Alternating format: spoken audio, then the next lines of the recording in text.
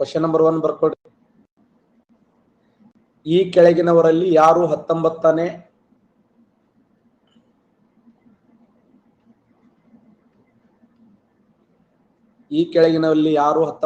Asian games ನಲ್ಲಿ ಭಾರತದ ಧ್ವಜಧಾರಿಗಳಾಗಿದ್ದರು?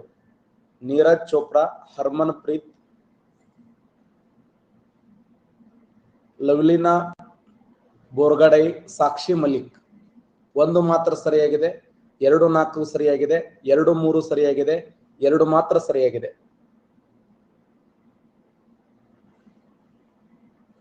ಈ ಕೆಳಗಿನಲ್ಲಿ ಯಾರು 19ನೇ ಏಷ್ಯನ್ ಗೇಮ್ಸ್ ನಲ್ಲಿ ಭಾರತದ ಧ್ವಜಧಾರಿಗಳಾಗಿದ್ದರು? ಅಂದ್ರೆ ಟೋಟಲ್ 19ನೇ ಏಷ್ಯನ್ ಗೇಮ್ಸ್ ನಡೀತು. ಅದರಲ್ಲಿ ಭಾರತದ ಧ್ವಜಧಾರಿಗಳು ಯಾರಾಗಿದ್ದರು? ಹರ್ಮನ್ ಪ್ರೀತ್ ಮತ್ತು ಲವ್ಲಿನಾ ಬೋರ್ಗಡೈ. ನೋಡಿ ಎಂತೆಂತ ಹೆಸರುಗಳದ ಅದ್ಭುತವಾಗಿರುವಂತ ಸಾಧಕರು ಇವರು. 19ನೇ ಏಷ್ಯನ್ ಗೇಮ್ಸಿನ ಭಾರತದ ಧ್ವಜಧಾರಿಗಳಾಗಿ ಧ್ವಜವನ್ನು ಹಿಡ್ಕೊಂಡು ಮುಂದ್ ಹೊಂಟಂತ ನಡೆಸಿದಂತ ಇಬ್ಬರು ಪ್ರಮುಖವಾಗಿರುವಂತ ನಾಯಕರು. ಹಾಗಾದ್ರೆ ಹರ್ಮನ್ ಪ್ರೀತ್ ಅವರು ಯಾವ ಕ್ರೀಡೆಗೆ ಸಂಬಂಧಪಟ್ಟಿದ್ದಾರೆ? ಹರ್ಮನ್ ಪ್ರೀತ್ ಅವರು ಸೂಪರ್, ಹಾಕಿ ತಂಡದ ನಾಯಕ. ನೋಡಿ, ಭಾರತದ ಹಾಕಿ ತಂಡದ ನಾಯಕ ಹರ್ಮನ್ ಪ್ರೀತ್. ಕರೆಕ್ಟಾ? ಇನ್ನು ಲವ್ಲಿನಾ ಅವರು ಬಾಕ್ಸಿಂಗ್. ನೋಡಿ, ಬಾಕ್ಸಿಂಗ್.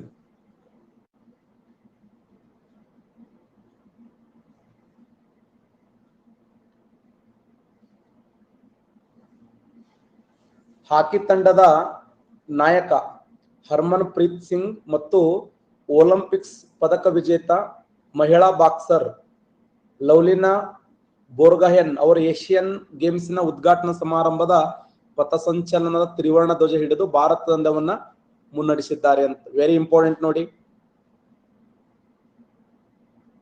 ಧ್ವಜಧಾರಿಗಳಾಗಿರುವ ಗೌರವವನ್ನು ಇಬ್ಬರಿಗೆ ನೀಡುವ ನಿರ್ಧಾರವನ್ನು ಭಾರತ ಒಲಿಂಪಿಕ್ ಸಂಸ್ಥೆ ಬುಧವಾರ ತೆಗೆದುಕೊಂಡಿತ್ತು. ಏಷ್ಯನ್ ಗೇಮ್ಸ್ ನಲ್ಲಿ ಈ ಬಾರಿ ಭಾರತದ 655 ಕ್ರೀಡಾಪಟುಗಳು ಪಾಲ್ಗೊಳ್ಳಲಿದ್ದಾರೆ. ಆಲ್ರೆಡಿ ಪಾಲ್ಗೊಂಡಿದ್ದಾರೆ. ಎಷ್ಟು? 655 ಕ್ರೀಡಾಪಟುಗಳು. ಹಾಗಾದ್ರೆ ಹರ್ಮನ್ ಪ್ರೀತ್ ಮತ್ತು ಲವ್ಲಿನಾ ಬೋರ್ಗೊಹೈನ್. ಹರ್ಮನ್ ಪ್ರೀತ್ ಯಾವ ತಂಡಕ್ಕೆ ಸಂಬಂಧಪಟ್ಟಿದ್ದಾರೆ ಅಂದ್ರೆ ಹಾಕಿ ತಂಡದ ಕ್ಯಾಪ್ಟನ್.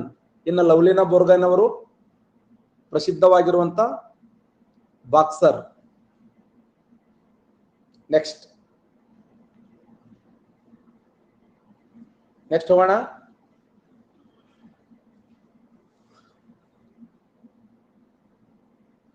Next question. ಈ ಕೆಳಗಿನ ಯಾವ ಹೊಂದಾಣಿಕೆ ಸರಿಯಾಗಿದೆ? ಕೇಶವಾನಂದ ಭಾರತೀಯ ಪ್ರಕರಣ 1973, ಇಂದಿರಾ ಗಾಂಧಿ ವರ್ಸಸ್ ರಾಜಾನಾರಾಯಣ ಪ್ರಕರಣ 1975, SR ಬೊಮ್ಮಯ್ಯ ಪ್ರಕರಣ 1994, ಮಿನಿವರ್ಸ್ ಮಿಲ್ಸ್ ಪ್ರಕರಣ 1980. 1, 2 ಸರಿಯಾಗಿದೆ, 2, 3, 4 ಸರಿಯಾಗಿದೆ, 2, 4 ಸರಿಯಾಗಿದೆ, 1, 2, 3, 4 ಸರಿಯಾಗಿದೆ. ಉತ್ತರ ಮೇಲಿನ ಎಲ್ಲವೂ ಸರಿ. ನೋಡಿ, ಕೇಶವಾನಂದ ಭಾರತೀಯ ಪ್ರಕರಣ 1973 ರೈಟ್ ಇದೆ. ಇಂದಿರಾ ಗಾಂಧಿ ವರ್ಸಸ್ ರಾಜಾನಾರಾಯಣ ಪ್ರಕರಣ 1975 ಕರೆಕ್ಟ್ ಇದೆ. SR ಬೊಮ್ಮಯ್ಯ ಪ್ರಕರಣ 1994 ಕರೆಕ್ಟ್ ಇದೆ. ಮಿನಿವರ್ಸ್ ಮಿಲ್ ಪ್ರಕರಣ 1980 ಕರೆಕ್ಟ್ ಇದೆ. ಹಾಗಾದ್ರೆ ಏನ್ ಕೊಟ್ಟಾರ ಪೇಪರ್ದಲ್ಲಿ? ಒಂದು ಪಾಯಿಂಟ್ ಡಿಸ್ಕಸ್ ಮಾಡೋಣ.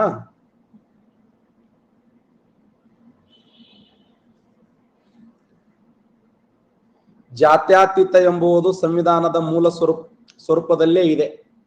ಹಾಗಾದ್ರೆ ಭಾರತ ಸಂವಿಧಾನ ಜಾರಿಗೆ ಬಂದಾಗ ಭಾರತ ಸಂವಿಧಾನದಲ್ಲಿ ಮೂಲ ಜಾತ್ಯತೀತ ಮತ್ತು ಸಮಾಜವಾದಿ ಎಂಬ ಪದಗಳು ಇದ್ದುವಾ?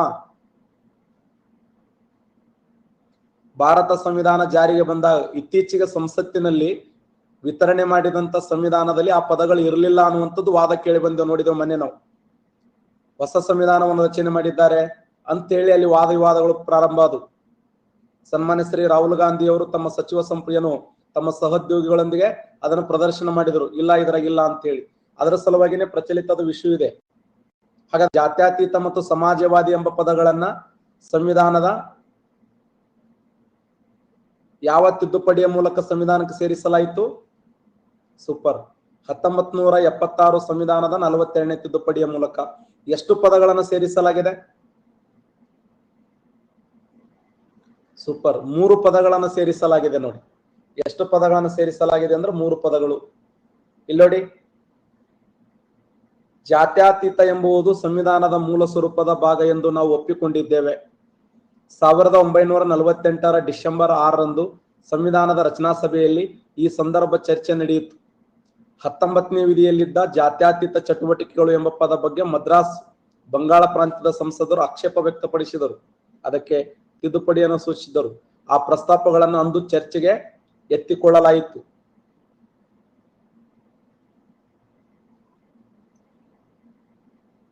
ನಾವು ಜಾತ್ಯತೀತ ಒಕ್ಕೂಟ ಎಂಬುದನ್ನು ಸಂವಿಧಾನದ ಅಡಿಯಲ್ಲಿ ಒಪ್ಪಿಕೊಂಡಿದ್ದೇವೆ ಎಂದು ಸೇರಿಸಿದ್ದೇವೆ. ಜಾತ್ಯತೀತ ಎಂಬುದು ಸರ್ಕಾರ ಯಾವುದೇ ಒಂದು ಧರ್ಮದ ಪರವಾಗಿರಬಾರದು.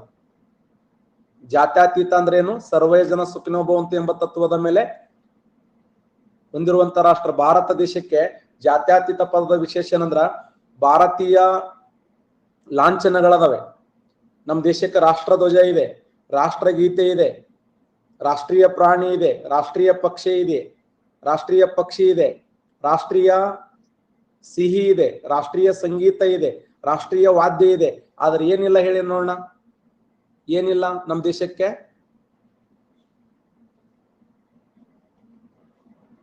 ಯಾರೋ ಭಾಷೆ ಇಲ್ಲ, ನಾವ ಧರ್ಮ ಇಲ್ಲ. ಭಾರತ ದೇಶಕ್ಕೆ ರಾಷ್ಟ್ರೀಯ ಧರ್ಮ ಇಲ್ಲ. ಇಲ್ಲೇ ನೀವು ಪಾಕಿಸ್ತಾನಕ್ಕೆ ಹೋದ್ರೆ ರಾಷ್ಟ್ರೀಯ ಧರ್ಮ ಇಸ್ಲಾಂ ಅಂತ ಘೋಷಣೆ ಮಾಡ್ಯಾರ. ಶ್ರೀಲಂಕಾ ದೇಶಕ್ಕೆ ಹೋದ್ರೆ ರಾಷ್ಟ್ರೀಯ ಧರ್ಮ ಬೌದ್ಧ ಧರ್ಮ ಅಂತ ಘೋಷಣೆ ಮಾಡ್ಯಾರ. ಹೌದಲ್ಲ? ಪ್ರಪಂಚದ ಬಹುತೇಕ ದೇಶಗಳು ರಾಷ್ಟ್ರೀಯ ಧರ್ಮವನ್ನು ಘೋಷಣೆ ಮಾಡಿಕೊಂಡವ. ಆದ್ರೆ ಭಾರತ ದೇಶಕ್ಕೆ ರಾಷ್ಟ್ರೀಯ ಧರ್ಮ ಇಲ್ಲ. ನಮ್ಮ ಭಾರತ ದೇಶ ಎಂತ ದೇಶ ಅಂದ್ರ ಒಂದು ಜಾತ್ಯತೀತ ರಾಷ್ಟ್ರ ಎಂದು ಒಪ್ಪಿಕೊಳ್ಳಲಾಗಿದೆ.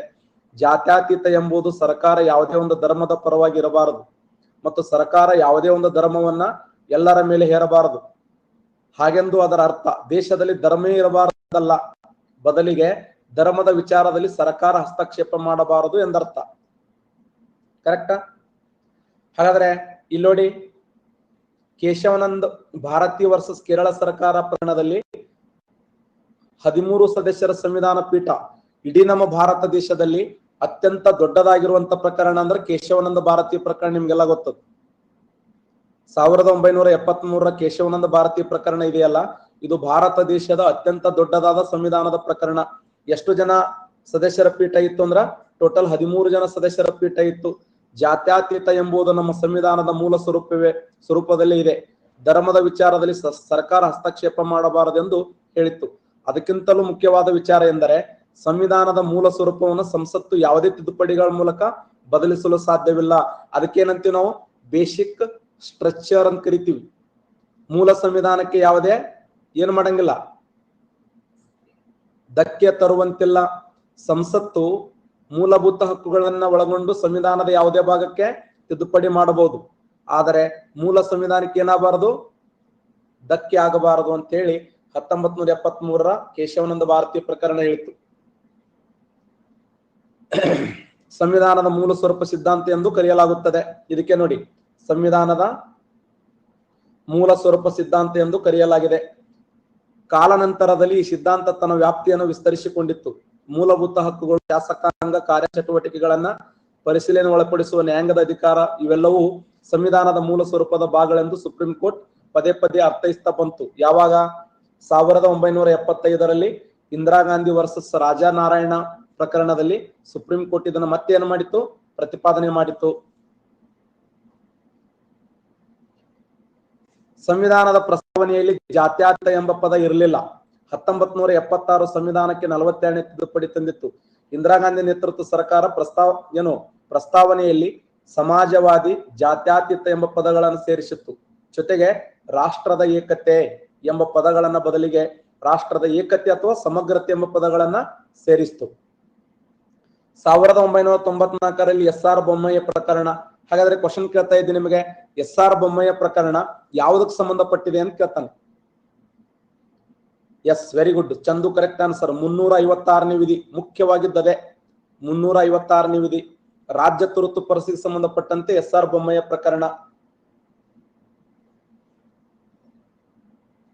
SR Bommayya SR Bommayya versus ಕೇಂದ್ರ ಸರ್ಕಾರ ಪ್ರಕರಣದಲ್ಲಿ ಸುಪ್ರೀಂ ಕೋರ್ಟ್ ಮೊದಲ ಬಾರಿಗೆ ಜಾತ್ಯತೀತ ಎಂಬ ಪದವು ಸಂವಿಧಾನದ ಮೂಲ ಸ್ವರೂಪವೆಂದು ಹೇಳಿತು. ಹಿಂಗೆ ಬೇರೆ ಬೇರೆ ಪ್ರಕರಣದಲ್ಲಿ ಹೇಳ್ತಾ ಹೋಯ್ತು.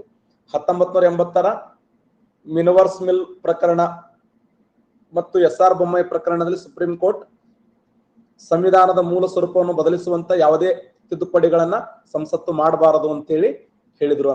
ಒಟ್ಟಾರೆ ಕೇಳ್ತೇನೆ ನಿಮಗೆ, ಯಾವ ಪ್ರಕರಣದಲ್ಲಿ ಸುಪ್ರೀಂ ಕೋರ್ಟ್ ಮೂಲಭೂತ ಹಕ್ಕುಗಳು ಮತ್ತು ರಾಜ್ಯ ನೀತಿ ನಿರ್ದೇಶಕ ತತ್ವಗಳು ಒಂದೇ ರಥದ ಎರಡು ಚಕ್ರಗಳು ಎಂದು ಪ್ರತಿಪಾದನೆ ಮಾಡಿತ್ತು? ಸೂಪರ್. 1980ರ ಮಿನವರ್ಸ್ ಮಿಲ್ ಪ್ರಕರಣ ರೈಟ್ ಆನ್ಸರ್ ನೋಡಿ. ಮಿನವರ್ಸ್ ಮಿಲ್ ಪ್ರಕರಣ ಸರಿಯಾಗಿರುವಂತ ಉತ್ತರ. ನೆಕ್ಸ್ಟ್ ಕ್ವಶನ್ ಹೋಗೋಣ. ಭಾರತದ ಗಣರಾಜ್ಯೋತ್ಸವದ ಪೆರೇಡ್ಗೆ ಮೊದಲ ಬಾರಿಗೆ ಅತಿಥಿಯಾಗಿ ಬಂದ ಅಮೆರಿಕದ ಅಧ್ಯಕ್ಷ ಯಾರು? Important question. ಭಾರತದ ಗಣರಾಜ್ಯೋತ್ಸವದ ಪೆರೇಡ್ಗೆ ಮೊದಲ ಬಾರಿಗೆ ಅತಿಥಿಯಾಗಿ ಬಂದ ಅಮೆರಿಕದ ಅಧ್ಯಕ್ಷ ಯಾರು?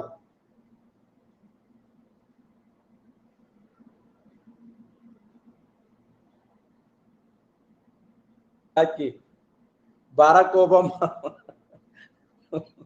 ಭಾರತದ ಗಣರಾಜ್ಯೋತ್ಸವ ಪೆರೇಡ್ಗೆ ಮೊದಲ ಬಾರಿಗೆ ಅತಿಥಿಯಾಗಿ ಬಂದ ಅಮೆರಿಕದ ಅಧ್ಯಕ್ಷ ಯಾರಂದ್ರೆ ಬಾರಾಕ್ ಒಬಾಮಾ.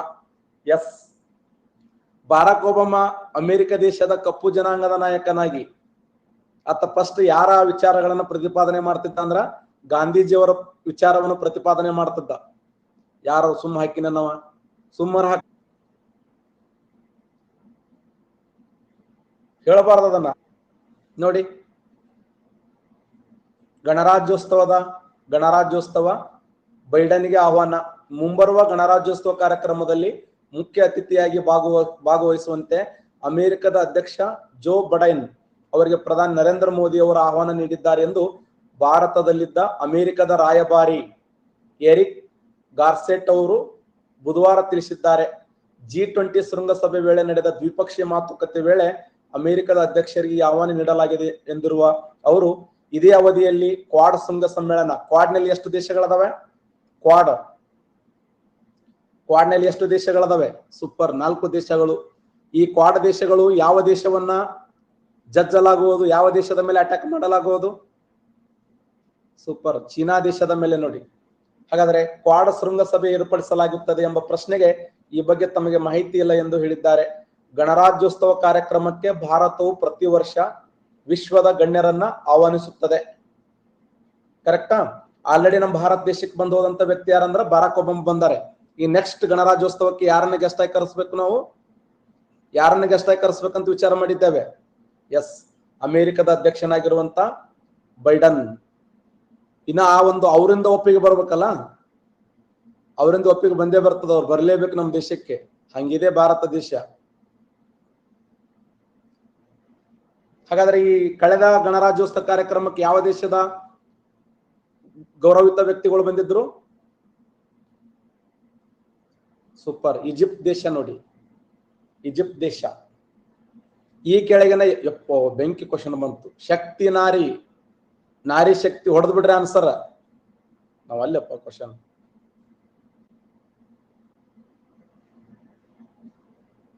ಈ ಕೆಳಗಿನ ಯಾವ ಸಂವಿಧಾನದ ತಿದ್ದುಪಡಿ ನಾರಿ ಶಕ್ತಿ ವಂದನಾ ಅಧಿನಿಯಮಕ್ಕೆ ಸಂಬಂಧಪಟ್ಟಿದೆ? 118ನೇ ತಿದ್ದುಪಡಿ, 108ನೇ ತಿದ್ದುಪಡಿ, 96ನೇ ತಿದ್ದುಪಡಿ, 128ನೇ ತಿದ್ದುಪಡಿ. ಇರುವಂತ ಉತ್ತರ ಸಂವಿಧಾನದ 128 ರೈಟ್ ಆನ್ಸರ್ ನೋಡಿ. ನಾರಿ ಶಕ್ತಿ ಯೋಜನೆಯ ಮುಖ್ಯ ಉದ್ದೇಶ ಏನಂತಂದ್ರೆ ಕೇಂದ್ರದಲ್ಲಿ ಲೋಕಸಭೆ, ರಾಜ್ಯದಲ್ಲಿ ವಿಧಾನಸಭೆ. ಎಷ್ಟು ಪರ್ಸೆಂಟ್ ಅಂದ್ರೆ 33% ನೋಡಿ. ಐತಿಹಾಸಿಕ ಶಾಸನ ನಾರಿ ಶಕ್ತಿ ವಂದನಾ ಅಧಿನಿಯಮ ಒಂದು ಐತಿಹಾಸಿಕ ಶಾಸನವಾಗಲಿದೆ. ಇದು ಭವಿಷ್ಯದಲ್ಲಿ ಮಹಿಳೆಯರಿಗೆ ಸಬಲೀಕರಣ ಮತ್ತು ರಾಜಕೀಯದಲ್ಲಿ ಮಹಿಳೆಯರು ಭಾಗವಹಿಸುವಿಕೆಯನ್ನು ಹೆಚ್ಚು ಮಾಡಲಿದೆ. ಎಸ್, 128ನೇ ಸಂವಿಧಾನದ ತಿದ್ದುಪಡಿ ಮಸೂದೆಗೆ ಅಭೂತಪೂರ್ವ ಬೆಂಬಲ ಸೂಚಿಸುವುದಕ್ಕಾಗಿ ಎಲ್ಲಾ ಸಂಸದರಿಗೂ ಧನ್ಯವಾದಗಳು ಅಂತ ಹೇಳಿ ಸನ್ಮಾನ್ಯ ಶ್ರೀ ನರೇಂದ್ರ ಮೋದಿ ಅವರು ಹೇಳಿದ್ದಾರೆ. 128ನೇ ಸಂವಿಧಾನದ ತಿದ್ದುಪಡಿ ಮಸೂದೆ ನೋಡಿ. 128ನೇ ಸಂವಿಧಾನದ ತಿದ್ದುಪಡಿ ಮಸೂದೆ ಕರೆಕ್ಟಾ?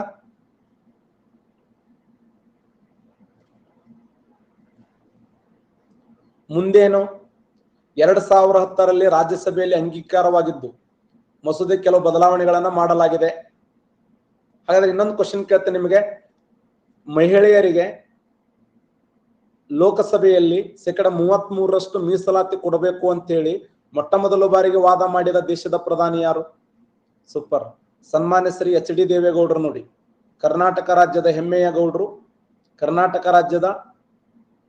ಕರ್ನಾಟಕ ರಾಜ್ಯದಿಂದ ಆಯ್ಕೆಯಾಗಿರುವಂತ ದೇಶದ ನಮ್ಮ ರಾಜ್ಯದ ಏಕೈಕ ಪ್ರಧಾನಿ ಅವರು ಫಸ್ಟ್ ಮೊದಲು ವಾದ ಮಾಡಿದ್ದು 1996ರಲ್ಲಿ. ಬಟ್ ಅದು ಮಸೂದೆ ಏನಾಯ್ತು? ಫೇಲ್ ಆಯ್ತು. ನೋಡಿ, ಹೀಗಾಗಿ ಈ ಮಸೂದೆ ಮತ್ತೆ ರಾಜ್ಯಸಭೆಯಲ್ಲಿ ಮಂಡನೆಯಾಗಲಿ, ಅಲ್ಲಿ ಒಪ್ಪಿಗೆ ಪಡೆಯಬೇಕು. ಸಂವಿಧಾನ ತಿದ್ದುಪಡಿಯಾದ ಕಾರಣ 3/2 ಬಹುಮತದೊಂದಿಗೆ ಅಂಗೀಕಾರವಾಗಬೇಕಿದೆ. ದೇಶದ ಕನಿಷ್ಠ 50 ರಾಜ್ಯಗಳು ಮಸೂದೆಯನ್ನ ವಿಧಾನಸಭೆಯಲ್ಲಿ ಮಂಡಿಸಿ ಒಪ್ಪಿಗೆ ನೀಡಬೇಕು. ಹಾಗಾದ್ರೆ ಇದು ಎಂತ ತಿದ್ದುಪಡಿ ಆಗ್ತದೆ ಹೇಳಿ ನೋಡೋಣ. ದೇಶದ 1/2 ರಾಜ್ಯಗಳು ಒಪ್ಪಿಗೆ ಪಡಿಬೇಕಾದ್ರೆ ಎಂತ ತಿದ್ದುಪಡಿ ಆಗ್ತದ? ವಿಶೇಷ ತಿದ್ದುಪಡಿಯ ಜೊತೆಗೆ ಅರ್ಧ ರಾಜ್ಯಗಳು ಒಪ್ಪಿಗೆಯನ್ನು ಕೊಡಬೇಕು. ವಿಶೇಷ ತಿದ್ದುಪಡಿಯ ಜೊತೆಗೆ ಅರ್ಧ ರಾಜ್ಯಗಳು ಒಪ್ಪಿಗೆಯನ್ನು ಕೊಟ್ಟಾಗ ಮಾತ್ರ ಇದು ಸಕ್ಸಸ್ ಆಗ್ತದ. ತರುವಾಯ ಈ ವಿಧೇಯಕ ರಾಷ್ಟ್ರಪತಿಗಳು ಅಂಕಿತ ಹಾಕುತ್ತಾರ. ನಂತರ ಅದು ಏನಾಗ್ತದಂದ್ರ ಕಾಯ್ದೆಯಾಗುತ್ತದೆ ಅಂತ. ಆಲ್ರೆಡಿ ಯಾರು ಒಪ್ಪಿಗೆ ಸೂಚಿಸ್ಯಾರ ಈಗ? ಎಸ್, ಲೋಕಸಭೆ ಒಪ್ಪಿಗೆ ಸೂಚಿಸ್ಯಾರ. ಈಗ ಯಾರು ಒಪ್ಪಿಗೆ ಕೊಡಬೇಕು? ಎಸ್, ರಾಜ್ಯಸಭೆ ಒಪ್ಪಿಗೆಯನ್ನು ಕೊಡಬೇಕು. ಅದಾದ ನಂತರ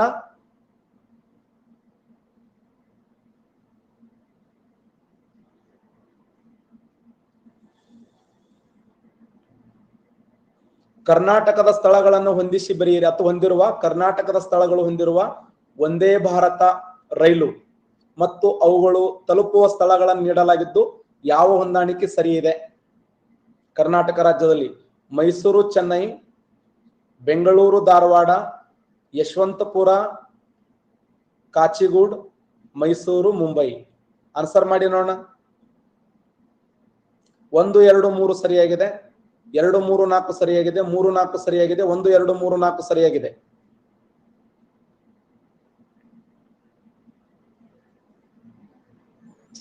ಒಂದೇ ಭಾರತ ರೈಲು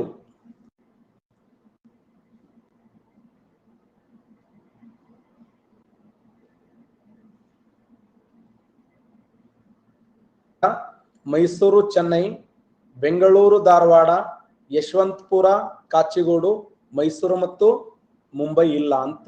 1 2 3 ರೈಟ್ ಆನ್ಸರ್.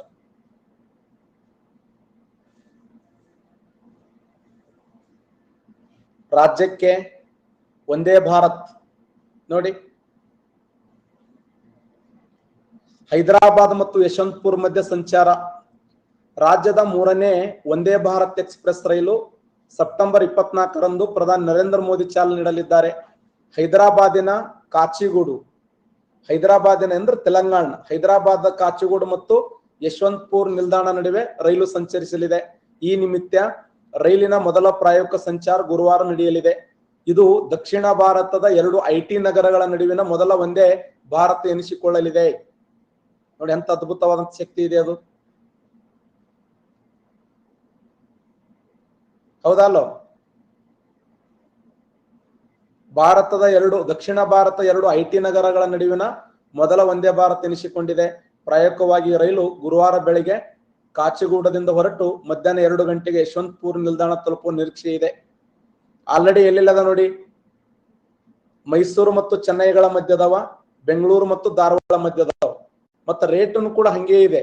ಯಾರು ಹೋಗಿರಿ ಇದರಲ್ಲಿ?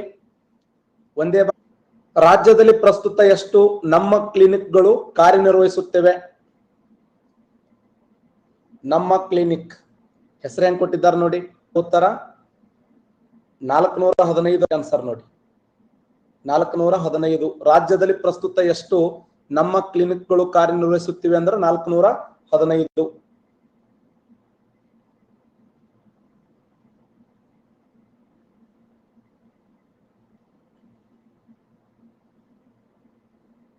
ರಾಜ್ಯದಲ್ಲಿ 415 ನಮ್ಮ ಕ್ಲಿನಿಕ್ಗಳು ಏನಾಗಿ ಮಾಡ್ತಾ ಇದ್ದಾವೆ ಅಂದ್ರೆ ಕಾರ್ಯವನ್ನ ನಿರ್ವಹಿಸ್ತಾ ಇದ್ದಾವೆ.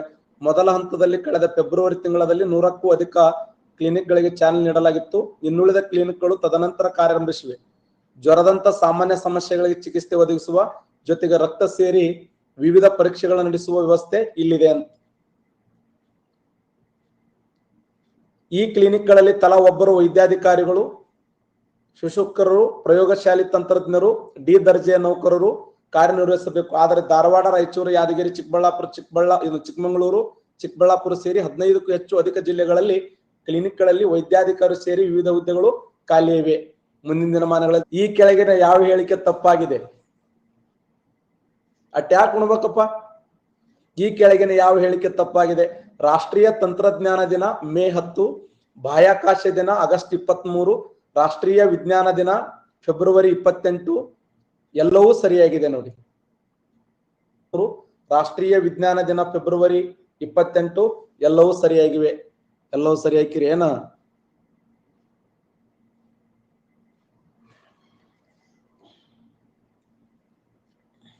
ರಾಷ್ಟ್ರೀಯ ತಂತ್ರಜ್ಞಾನ ದಿನ ಮೇ 10 ಅಲ್ಲ, ಮೇ 11. ರಾಷ್ಟ್ರೀಯ ತಂತ್ರಜ್ಞಾನ ದಿನ ಮೇ 10 ಅಲ್ಲ, ಮೇ 11 ಅಂತ ಬರ್ಕೊಳ್ರಿ.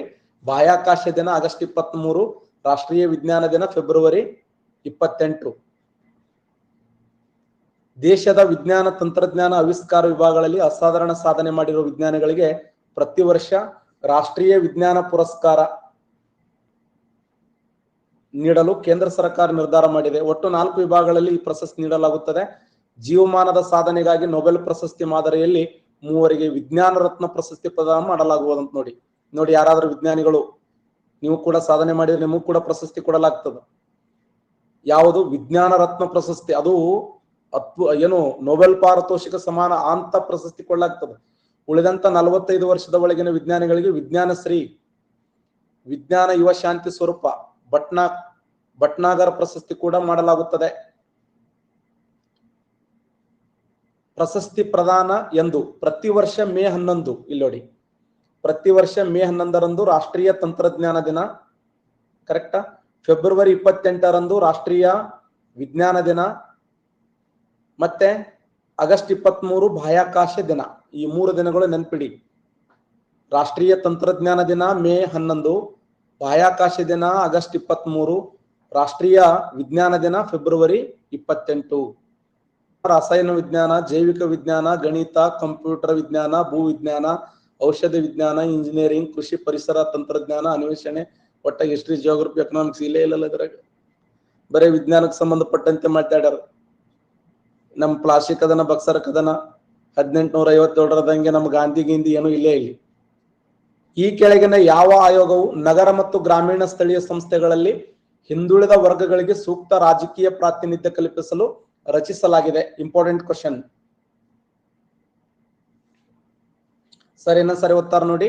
ಈ ಕೆಳಗಿನ ಯಾವ ಆಯೋಗವು ನಗರ ಮತ್ತು ಗ್ರಾಮೀಣ ಸ್ಥಳೀಯ ಸಂಸ್ಥೆಗಳಲ್ಲಿ ಹಿಂದುಳಿದ ವರ್ಗಗಳಿಗೆ ಸೂಕ್ತ ರಾಜಕೀಯ ಪ್ರಾತಿನಿಧ್ಯ ಕಲ್ಪಿಸಲು ರಚಿಸಲಾಗಿದೆ? ಸೂಪರ್. ಭಕ್ತ ವತ್ಸಲ ಆಯೋಗ ನೋಡಿ. ಭಕ್ತ ವತ್ಸಲ ಆಯೋಗ.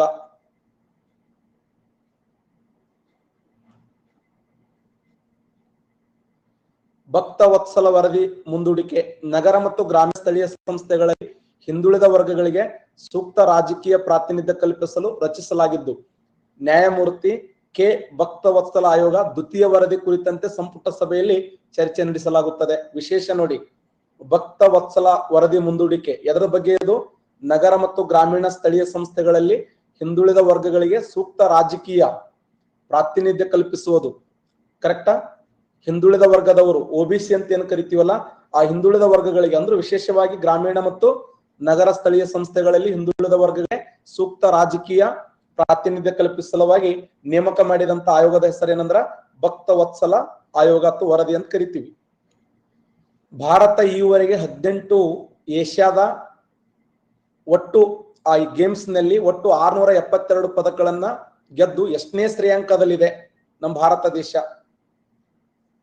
ಆನ್ಸರ್ ಮಾಡ್ತೀರಿ? 2ನೇ ಶ್ರೇಯಾಂಕ, 6ನೇ ಶ್ರೇಯಾಂಕ, 5ನೇ ಶ್ರೇಯಾಂಕ, 3ನೇ ಶ್ರೇಯಾಂಕ. ಸೂಪರ್. ಸರಿಯಾದಂತ ಉತ್ತರ 5ನೇ ಶ್ರೇಯಾಂಕ. ರೈಟ್ ಆನ್ಸರ್ ನೋಡಿ. ಎಷ್ಟನೇ ಶ್ರೇಯಾಂಕದಲ್ಲಿದೆ ಅಂತಂದ್ರೆ ಸುಮಾರು 672 ಪದಕಗಳನ್ನು ಗೆದ್ದು 5ನೇ ಶ್ರೇಯಾಂಕದಲ್ಲಿದೆ.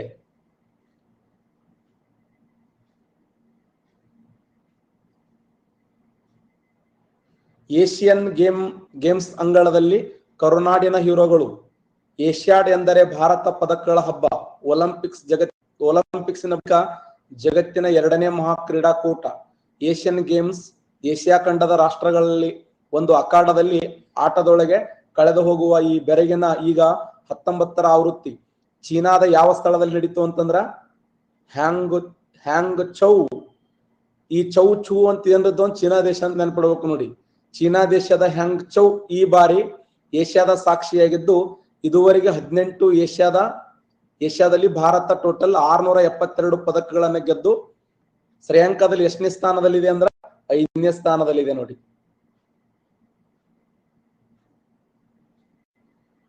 ಭಾರತೀಯ ಸೇನೆಯು ಈ ಕೆಳಗಿನ ಯಾವ ದಿನವನ್ನ ಹೈಪಾ ದಿನವನ್ನ ಆಚರಿಸುತ್ತದೆ? Super question. ಹೈಪಾ ದಿನ ಸೆಪ್ಟೆಂಬರ್ 23, ಆಗಸ್ಟ್ 5, ಸೆಪ್ಟೆಂಬರ್ 28, ಜುಲೈ 20 ಹೈಪಾ ದಿನ ಆಚರಿಸುತ್ತದೆ. ಸರಿಯಾದಂತ ಉತ್ತರ ಸೆಪ್ಟೆಂಬರ್ 23 ರೈಟ್ ಆನ್ಸರ್ ನೋಡಿ. ಸೆಪ್ಟೆಂಬರ್ 23 ಭಾರತೀಯ ಸೇನೆಯು ಈ ಕೆಳಗಿನ ಯಾವ ದಿನವನ್ನ ಹೈಪಾ ದಿನವನ್ನ ಆಚರಣೆ ಮಾಡ್ತಂದ್ರ ಸೆಪ್ಟೆಂಬರ್ 23.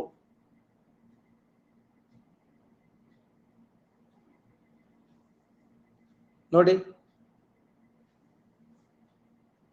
ಇಸ್ರೇಲ್ ಹೆಬ್ಬಾಗಿಲಿಗೆ ಕನ್ನಡಿಗರ ಶೌರ್ಯದ ತೋರಣ. ಹೈಪಾ ಎನ್ನುವುದು ಇಸ್ರೇಲ್ನ ಉತ್ತರ ಕರಾವಳಿ ತೀರದ ಬಂದರ ನಗರಿ ನೋಡಿ. ಇದು ಬಂದೂರ ನಗರಿ ಅಂತ ಕರೀತಾರೆ. 105 ವರ್ಷಗಳ ಹಿಂದೆ ಕನ್ನಡಿಗರು ಇಲ್ಲಿ ವಿಜಯದ ಕಹಳಿ ಮೊಳಗಿಸಿದ ಕಥೆಯ ಒಂದು ರೋಮಾಂಚನ. ಪಿರಂಗಿಯ ಬೆಂಕಿ, ಮಷಿನ್ಗಳ ಗುಂಡಿನ ದಾಳಿಯನ್ನ ಸಾಂಪ್ರದಾಯಿಕ ಅಸ್ತ್ರ ಸಂಘಟಿತ ಹೋರಾಟದಿಂದಲೇ ಎದುರಿಸಿದ ಭಾರತೀಯ ಅಶ್ವರೋಹಿ ಸೈನಿಕರು ಮೈಸೂರು ಕ್ಯಾನ್ಸರ್ಸ್ ಪಡೆಯ ಪರಾಕ್ರಮ ಯುದ್ಧದ ಇತಿಹಾಸದಲ್ಲಿ ಅಜರಾಮರ ಅಂತ ಗುರುತಿಸ್ತೀವಿ. 1918ರ ಹೊತ್ತಿಗೆ ಇಸ್ರೇಲ್ನ ಹೈಪಾ ಟರ್ಕಿಯ ಒಟ್ಟಮನಗಳ ಆಳ್ವಿಕೆಯಲ್ಲಿತ್ತು ಅಂತ ನೋಡ್ತೀವಿ ನಾವು. ಅಂದ್ರೆ ಕರ್ನಾಟಕ ರಾಜ್ಯ ಅಥವಾ ಕನ್ನಡಿಗ ಸೈನ್ಯ, ನಮ್ಮ ಏನು ವಿಶೇಷವಾಗಿ ಭಾರತೀಯ ಸೈನ್ಯ ಈ ಹೈಪಾ ದಿನವನ್ನಾಗಿ ಆಚರಣೆ ಮಾಡುವಂತ ಉದ್ದೇಶ ಏನಂತಂದ್ರೆ ನೋಡಿ, ಇಲ್ಲಿ ವಿಭಿನ್ನ ಭೌಗೋಳಿಕ ಸ್ಥಿತಿಯನ್ನ ಪರಾಕ್ರಮದಿಂದ ಹೋರಾಡಿದ ಭಾರತೀಯರು ಅಶ್ವರೋಹಿ ಪಡೆಯನ್ನ ಇಸ್ರೇಲ್ ಇಂದಿಗೂ ಸ್ಮರಿಸುತ್ತದೆ. ಪ್ರತಿ ವರ್ಷ ಸೆಪ್ಟೆಂಬರ್ 23ರಂದು ಆಚರಿಸುವ ಹೈಪಾ ವಿಮೋಚನಾ ದಿನವೆಂದು ಭಾರತೀಯ ಅಶ್ವರೋಹಿ ಪಡೆ ಗೌರವ ವಂದನೆಯನ್ನ ಸಲ್ಲಿಸಲಾಗುತ್ತದೆ. ಹಾಗಾದ್ರೆ ಯಾವ ವರ್ಷ ನಡೀತಿದ್ದು ಘೋರವಾಗಿರುವಂತ ಘಟನೆ? ಹೈಪಾ ವಿಮೋಚನೆಗಾಗಿ 1918ರಲ್ಲಿ ನಡೆದ ಹೋರಾಟ ಘೋರವಾಗಿತ್ತು. 1918ರಲ್ಲಿ ನಡೆದಂತ ಒಂದು ಹೋರಾಟ ಇದು. ಅದಕ್ಕೆ ಪ್ರತಿ ವರ್ಷ ಏನಂತ ಆಚರಣೆ ಮಾಡ್ತಾರೆ? ಸೆಪ್ಟೆಂಬರ್ 23ರನ್ನ ಅಶ್ವರೋಹಿ ಪಡೆ ಇಸ್ರೇಲ್ ಇಂದಿಗೂ ಸ್ಮರಿಸ್ತದ. ಯಾವ ದಿನವನ್ನಾಗಿ? ಹೈಪಾ ದಿನವನ್ನಾಗಿ ನೋಡಿ. ಅಶ್ವರೋಹ ಇಲ್ಲಿದೆ ನೋಡಿ.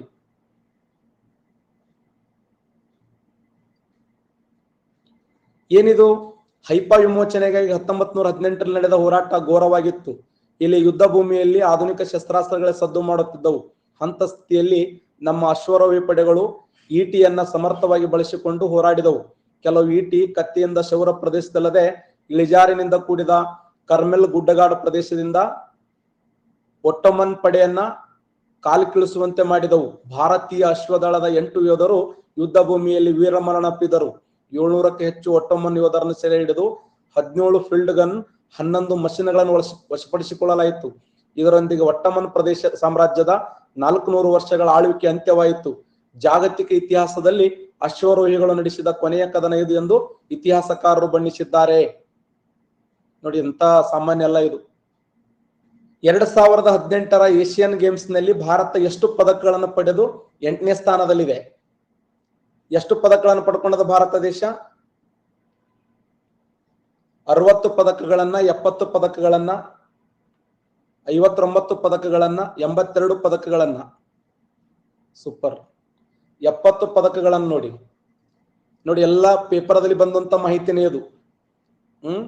ಪೇಪರ್ದಲ್ಲಿ ಬಂದಿರತಕ್ಕಂತ ಮಾಹಿತಿ ಬೇರೆ ಬೇರೆ ವೆಬ್ಸೈಟ್ ಗಳನ್ನು ಯೂಸ್ ಮಾಡ್ರಿ. ಇದು ಏಷ್ಯನ್ ಗೇಮ್ಸ್ ನಲ್ಲಿ ಭಾರತ ಸಾಧನೆ: 155 ಚಿನ್ನ, 201 ಬೆಳ್ಳಿ, 316 ಕಂಚು, ಟೋಟಲ್ 672. ಎಷ್ಟನೇ ಶ್ರೇಯಾಂಕದಲ್ಲಿದೆ ನಾವು? ಎಷ್ಟನೇ ಶ್ರೇಯಾಂಕದಲ್ಲಿದ್ದೀವಿ? ಆಗಲೇ ಹೇಳಿನಲ್ಲ. ಸೂಪರ್ ಸಚಿನ್ 5ನೇ ಶ್ರೇಯಾಂಕ.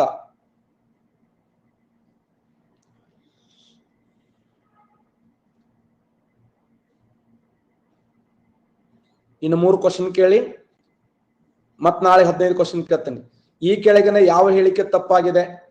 ಚೀನಾ ದೇಶವು 3ನೇ ಬಾರಿ ಏಷ್ಯನ್ ಕ್ರೀಡಾಕೂಟವನ್ನು ಆಚರಿಸುತ್ತದೆ. 19ನೇ ಆವೃತ್ತಿ ಏಷ್ಯನ್ ಗೇಮ್ಸ್. ಭಾರತದ 655 ಕ್ರೀಡಾಪಟುಗಳು 19ನೇ ಏಷ್ಯನ್ ಗೇಮ್ಸ್ ನಲ್ಲಿ ಪಾಲ್ಗೊಳ್ಳಲಿದ್ದಾರೆ.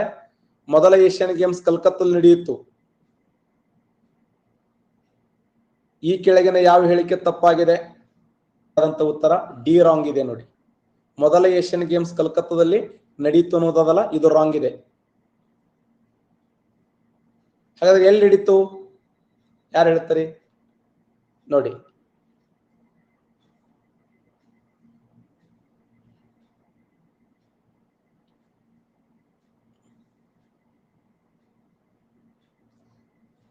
ಚೀನಾ 3 ಬಾರಿ ಏಷ್ಯನ್ ಆತಿಥ್ಯ ವಹಿಸಿಕೊಂಡಿದ್ದು ಓಕೆ, ಕರೆಕ್ಟ್ ಇದೆ. ಈ ಮೊದಲು 1990 ಬೀಜಿಂಗ್, 2010 ಗುವಾಂಗ್ಚೌ ಆತಿಥ್ಯ ವಹಿಸಿತ್ತು. ಥೈಲ್ಯಾಂಡ್ ಅತ್ಯಧಿಕ 4 ಬಾರಿ ಆತಿಥ್ಯ ವಹಿಸಿಕೊಂಡಿದೆ. ಹಾಗಾದ್ರೆ ಪ್ರಪಂಚದಲ್ಲಿ ಏನು ಏಷ್ಯಾ ಖಂಡದಲ್ಲಿ ಮೊದಲ ಬಾರಿಗೆ ಯಾವ ಸ್ಥಳದಲ್ಲಿ ಈ ಏಷ್ಯನ್ ಕ್ರೀಡಾಕೂಟ ಆರಂಭಗೊಂಡು? ಸೂಪರ್ ಸರ್ ನೋಡಿ, ನವದೆಹಲಿ ಸರಿಯಾಗಿರುವಂತ ಉತ್ತರ.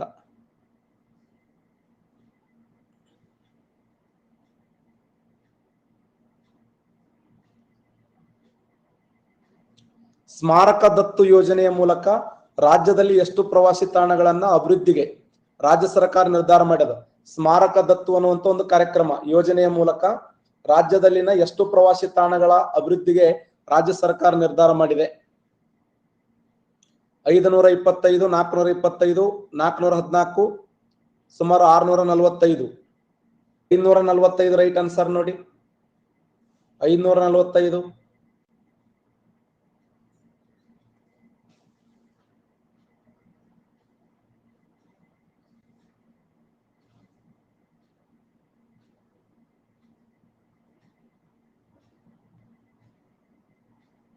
ನೋಡಿ, ಕನ್ನಡ ಪ್ರಭಾದಲ್ಲಿ ಕೊಟ್ಟಿರ್ತಕ್ಕಂಥ ಮಾಹಿತಿ ಇದು.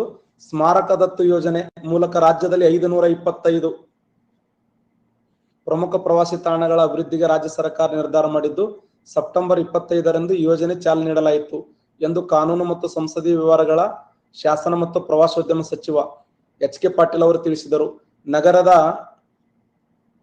FKCC ಶುಕ್ರವಾರ ದಕ್ಷಿಣ ಭಾರತ ಉತ್ಸವ ಆವರಣ ಕಾರ್ಯಕ್ರಮವನ್ನು ಉತ್ಸವದ ಕುರಿತು ಮಾಹಿತಿ ಇರುವ ಕಿರುಹೊತ್ತಿಗೆ ಮತ್ತು ವೆಬ್ಸೈಟ್ ಲೋಕಾರ್ಪಣೆಗೊಳಿಸಿದರು. ಸಚಿವರು ಮಾತನಾಡುತ್ತಾ ಧಾರ್ಮಿಕ ಪ್ರವಾಸ ತಾಣಗಳನ್ನ ಒಳಗೊಂಡಂತೆ ಸುಮಾರು 525 ಪ್ರವಾಸ ತಾಣಗಳನ್ನ ಗುರುತಿಸಲಾಗಿದೆ ಅಂತ. ಕರ್ನಾಟಕ ರಾಜ್ಯದಲ್ಲಿ 525 ಪ್ರವಾಸ ತಾಣಗಳನ್ನು ಇಂಪ್ರೂವ್ಮೆಂಟ್ ಮಾಡುವಂತ ಒಂದು ಸ್ಕೀಮ್. ಏಷ್ಯನ್ ಗೇಮ್ಸ್ ಗೆ ಸಂಬಂಧಪಟ್ಟ ಯಾವ ಹೇಳಿಕೆ ಸರಿ ಇದೆ? ಪ್ರತಿ 4 ವರ್ಷಗಳೊಮ್ಮೆ ನಡೆಯುತ್ತದೆ Asian game. Olympics council of Asia 1982 ಕ್ರೀಡಾಕೂಟವನ್ನು ನಡೆಸಿಕೊಂಡು ಬರುತ್ತಿದೆ. 45 ರಾಷ್ಟ್ರಗಳು ಕ್ರೀಡಾಕೂಟದಲ್ಲಿ ಪಾಲ್ಗೊಳ್ಳುತ್ತವೆ. ಎಲ್ಲವೂ ಸರಿಯಾಗಿವೆ. ನನ್ನ ಪ್ರಕಾರ ಇದನ್ನ 90 ಮ್ಯಾಗ ಹಾಕ್ತಾರೆ ನೀವು.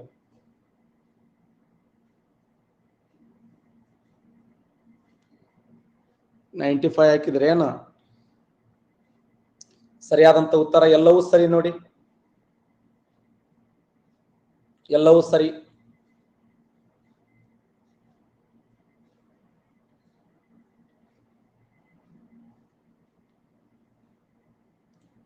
ಇದು ಏಷ್ಯನ್ ಗೇಮ್ಸ್ ಅಥವಾ ಏಷ್ಯಾಡ್ ಎಂದು ಕರೆಯಲ್ಪಡುವ ಕ್ರೀಡಾಕೂಟ ಪ್ರತಿ 4 ವರ್ಷಕ್ಕೊಮ್ಮೆ ನಡೀತದ. ಒಲಿಂಪಿಕ್ಸ್ ಕೌನ್ಸಿಲ್ ಆಫ್ ಏಷ್ಯಾ ಕ್ರೀಡಾಕೂಟ ಆಯೋಜನೆ ಮಾಡ್ತದ. OAC ಅಡಿಯಲ್ಲಿ ಮಾನ್ಯತೆ ಪಡೆದ 45 ರಾಷ್ಟ್ರಗಳು ಕ್ರೀಡಾಕೂಟದಲ್ಲಿ ಪಾಲ್ಗೊಳ್ಳುತ್ತವೆ. 1951ರಲ್ಲಿ ಚೊಚ್ಚಲ ಆವೃತ್ತಿ ಏಷ್ಯನ್ ಗೇಮ್ಸ್ ಭಾರತದ ರಾಜಧಾನಿ ನವದೆಹಲಿಯಲ್ಲಿ ಆಯೋಜನೆ ಮಾಡಲಾಗಿತ್ತು. ಆಗಲೇ ಇದರ ಬಗ್ಗೆ ಕ್ವಶನ್ ಡಿಸ್ಕಸ್ ಮಾಡಿದೆ ಗೊತ್ತಾ? ಫಸ್ಟ್ ಕಲ್ಕತ್ತಲ್ಲಿ ನಡೀತು ಅಂದೆವು, ಕಲ್ಕತ್ತಾ ಇಲ್ಲ, ನವದೆಹಲಿ ರೈಟ್ ಆನ್ಸರ್. 1951ರಲ್ಲಿ ಚೊಚ್ಚಲ ಆವೃತ್ತಿ ಏಷ್ಯನ್ ಗೇಮ್ಸ್ ಭಾರತದ ರಾಜಧಾನಿ ದೆಹಲಿಯಲ್ಲಿ ಆಯೋಜನೆಗೊಂಡಿತ್ತು. ಚೊಚ್ಚಲ ಆವೃತ್ತಿಯಿಂದ 1978ರವರೆಗೆ ಏಷ್ಯನ್ ಗೇಮ್ಸ್ ಫೆಡರೇಷನ್ ಕ್ರೀಡಾಕೂಟ ಆಯೋಜಿಸುತ್ತಿತ್ತು. ಆದರೆ 1982ರಲ್ಲಿ ಒಲಿಂಪಿಕ್ ಕೌನ್ಸಿಲ್ ಆಫ್ ಏಷ್ಯಾ ಕ್ರೀಡಾಕೂಟ ನಡೆಸಿಕೊಂಡು ಬರುತ್ತಿದೆ. ಲಾಸ್ಟ್ ಕೊನೆಯ ಪ್ರಶ್ನೆ, ಕೊನೆಯ ಪ್ರಶ್ನೆ, ಈ ಕೆಳಗಿನ ಯಾವ ದೇಶವು ಅತಿ ಹೆಚ್ಚು ಬಾರಿ ಏಷ್ಯನ್ ಗೇಮ್ಸ್ ಅನ್ನ ಆತಿಥ್ಯ ವಹಿಸಿಕೊಂಡಿದೆ? ಆಗಲೇ ಡಿಸ್ಕಸ್ ಮಾಡಿದ್ದೇವೆ ಇದನ್ನು. ಸರಿಯಾದಂತ ಉತ್ತರ ಥೈಲ್ಯಾಂಡ್ ದೇಶ ನೋಡಿ. ಇಲ್ಲಿವರೆಗೆ ಅತಿ ಹೆಚ್ಚು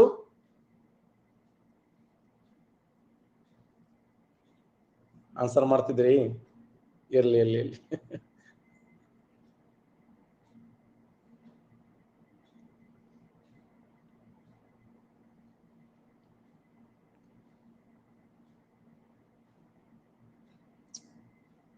ಯಾವ್ಯಾವ ದೇಶಗಳಿಗೆ ಸಿಕ್ಕಿವೆ ಆತಿಥ್ಯ ಭಾಗ್ಯ?